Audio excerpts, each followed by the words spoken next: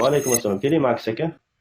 Akajon, men har doim videolarimda o'tkazaman, chiqib kelaverasizlar-da. Men o'zi Allohni o'zi Jomi kechirsin, tegib dindan ketdingmi? sal uzoqroq odamman-da. Endi qanday uzoqroq? Boya aytdingiz-ku, Aha, dinga kirgizgan odamni savobi katta bo'ladi, 10 ta tuya dedingizmi? albatta. Albatta aka. Yo'q, Endi mani ya'ni o'sha tushunishimcha, zamonda qarang aka, bu payg'ambar alayhisolamning hadislarida 10 ta qizil tuya deyilgan. O'sha zamonda bitta odamda bitta qizil tuya bo'lsa, bu boy hisoblangan. Bugungi kunda aka Range Rover'ning eng oxirgi markasining narxi где-то $350 ming. $350 ming. Mana shunaqadan 10 ta Range Rover'dan ham yaxshi deyapti-da. Ya'ni tavil qilishlik agar o'rni joiz bo'ladigan bo'lsa, mana shunaqa tushunamiz aka. shuning uchun bir Bundan ham savol yaxshi bor. deyapti. Nega sizlar Aha. hadeb sporlashaverasizlar? Musulmonsizlar-ku hammanglar endi sport Kim bilan arzimagan sport narsalar qilyapmiz? shu dinda chiroyli qilib ko'rsatsanglar bo'lmaydimi aka? O'shanga harakat qilyapmiz-ku aka, Maks aka.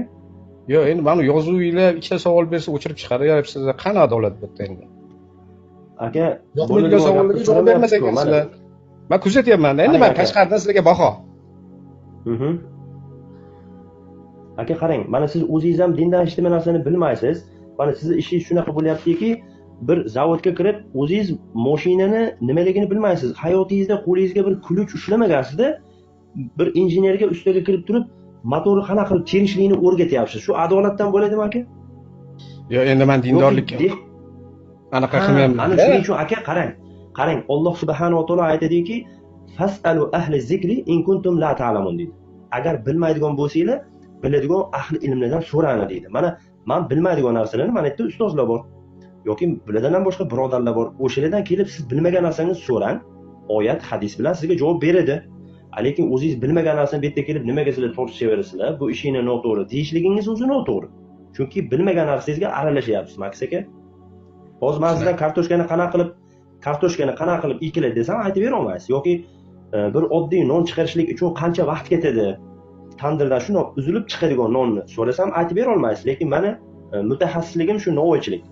Meni soham novvoychilik. Men sizga ipidan ignasigacha qanaqa qilib nimadan boshlanib, qanaqa qilib chiqishligigacha, qancha vaqt ketishligigacha hammasini aytib bera olaman. Lekin siz aytib bera olmaysiz. Xuddi shunaqa hozir din masalasida ham o'zingiz bilmaysiz, o'zingiz tan olib aytyapsiz. Dinda men unaqa ko'p narsani bilmayman deyapsiz, lekin qilayotgan da'voyingiz, ya'ni sizlar noto'g'ri ish qilyapsizlar deyapsiz-da hozir kirib. Dinda lekin sizda tushuncha yo'q o'zingizda.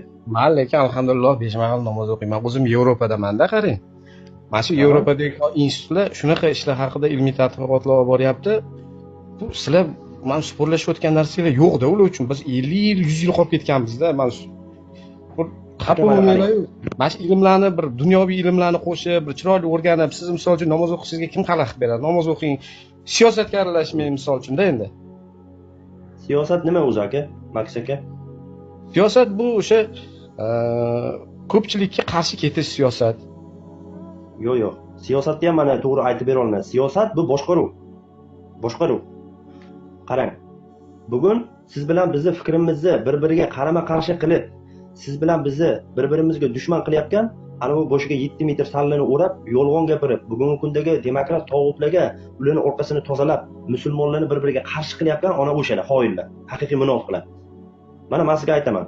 Siyosat bu Alloh va Rasulining siyosati, mana bu haq bo'lgan siyosat. Allohning siyosati birinchi o'rinda shu boshqaruv. Boshqaruv nimaga asosan bo'lishi kerak? Musulmonlar nimaga asosan, nimaga tayanib, suyanib yashashligi kerak? Faqatgina islom diniga ko'ra, shariatga muvofiq yashashligi kerak. Osmonga bir nazar soling-da. Yulduz, quyosh, oylar. Olimlarning taxminan bir hisob-kitobiga ko'ra 13 milliard yil bo'ldi bu koinotni yaralganiga. Taxminan aytayapman. Olimlarning gapi bu. Qarang, bironta bir yulduz tushib ketdimi osmondan? Yoki bo'lmasa quyosh bir o'zini vaqtidan bir kechikib yoki bo'lmasa biror marta chapdan o'ngga chiqib kelib, bugun shu o'ng tarafdan chapga chiqay dedimi? Yoki bo'lmasa oyga qarang, oy 15 kun yorug', 15 kun qorong'i. Biror marta bir oy qorong'i bo'lib qoldimi osmon? Yo'q. Bundoq qarasangiz, koinotdagi narsalar birontasi buzilmaydi. Nimaga? Alloh taolo qo'ygan o'lcham bilan, Alloh taolo buyurgan qonun bilan harakatlanyapti-da. Endi agar siz bilan biz yer yuzida ham shunaqa siz bilan biz o'rtamizdagi mana bunaqa muxolifatlar yoki tushunmovchiliklar, ixtiloflar bo'lmasin, biz ham shu osmondagi Allohning yaratgan maxluqlari qanaqa tinch o'z o'rnida hamma narsani qilyapgan bo'lsa, siz bilan biz ham shunday yashaylik desak, demak biz Qur'on sunnatga qaytib, Alloh taolo shariat qilib tushirgan qonunga amal qilib yashashligimiz kerak. Alloh taolo ala lahul xalqu val amr dedi. Alloh taolo o'zi yaratadi, amr qiladigan ham o'zi. Bizga qonunni, konstitutsiyani, barcha ishlarni tadbirini Alloh taolo Qur'onda nozil qilib bizga tushirdi. Mana shu siyosat eng asosiy, birinchi o'rindagi siyosat. Mana shunga agar biz amal qilib yashamaydigan bo'lsak, aka, siz bilan bizni dinimizni yaxshi tushunmaganligimiz uchun bugungi kundagi kofirlar sizni bu yoqqa top deydi qo'lingizdan, mana bu yoqqa top deydi. Biz o'rtadagi, haqiqiy bizni o'rtamizdagi bo'layotgan ixtiloflarni yechimini Qur'on sunnatdan izlamasdan, to'xta, kofirlarni qara, bular kosmosga uchyapti. Kofirlarni qara, bular katta-katta vertolyot yaratyapti. Sahobalar shuning bilan ovora bo'lganmi? Sahobalar vertolyot yashashni g'amida bo'ldimi? Yoki mashina yasashni g'amida bo'ldimi? Birontasidan mana shunaqa narsalar keldimi? Yo'q, ular hayotini shu dinning yo'liga tikib qo'ydi. Payg'ambar Muhammad sallallohu alayhi vasallam bir marta tush ko'rib, shuni o'rnidan turib ketdi dedi, Makkaga dedi, haj qilgan dedi. Sahobalar birontasi so'ramadi, nimaga Makkaga ketyapmiz? Mabodo borsak haj qila olmasakchi, ishimiz bitmay qolsa-chi, nimaga endi borishimiz kerak deb so'ramadi. Hammasi shunday o'rnidan turdi-da, ketdi orqasidan. Alloh taolo oyat tushirdi. Haqiqiy sodiqlar payg'ambar alayhisalomni orqasidan ergashib, uni gapini, so'zini tasdiqlaganligi haqida. Aka, siz bilan biz Muhammadur Rasululloh deganda Muhammad alayhisalomdan kelayotgan hadislarni, u kishidan kelayotgan xabarlarni hammasini ikkilanmagan holatda, aqlimizni ishlatmagan holatda kelayotgan narsalarga bo'yinsunib, ana o'shanga muvofiq yashashligimiz kerak. Shunaqa qilmaganligimiz sababli siz bilan bizni o'rtamizda yechim yo'q. Qur'on sunnatga qaytaylik desa, to'xta, mana domla mana qilib deyapti-ku. Bu domla bunaqa demadi-ku deb turib o'tiraveramiz, lekin kitob ochib o'qimaymiz. Hadislarni ochib o'qimaymiz. Sahobalar qanaqa qilib tushungan deb mana shuni o'rtaga tashlamaymiz. Mana siz menga o'zi mana shu yerda mana shu gapirayotgan gaplarim noto'g'riligi haqida bitta oyat yoki bitta hadis yoki bir sahoba mana shunaqa seni gapingga mana qarshi noto'g'ri gaplar bor deb shuni tashlasangiz men olaman. Lekin siz buni qilmaysizda, yo'q, aka, siz baribir adashyapsiz.